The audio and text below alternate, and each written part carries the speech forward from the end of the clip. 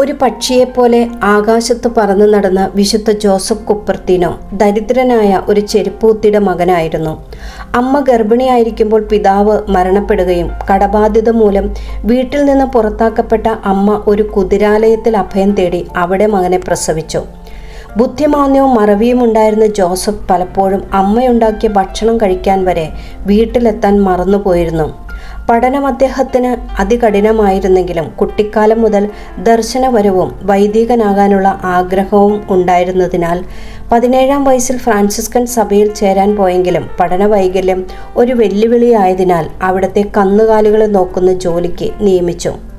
എന്നാൽ അദ്ദേഹത്തിൻ്റെ പ്രാർത്ഥനയിലുള്ള തീഷ്ണതയും എളിമയും അനുസരണവും മൂലം ആശ്രമ അധികാരികൾ അദ്ദേഹത്തിന് പൗരോഹിത്യം നൽകി.